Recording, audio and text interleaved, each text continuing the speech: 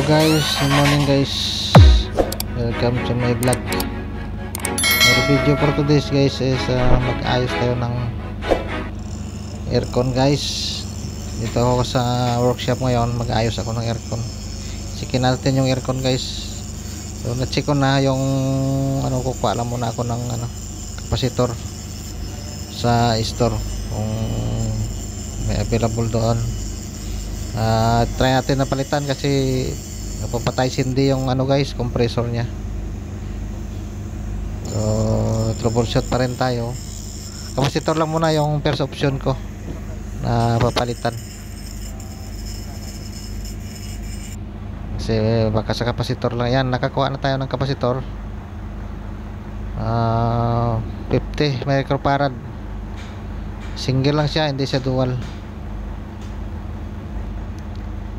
Ayan siya, ayan, 50 microfarad yan. So yan, obserbahan muna natin bago mabaklasin yung capacitor, kasi dinouble check ko talaga.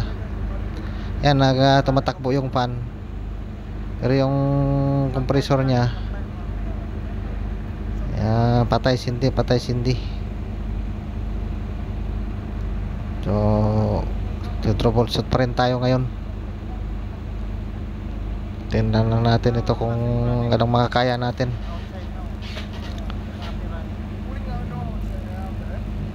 Okay naman yung nya, yung pan, hindi naman continuous naman yung takbo nya.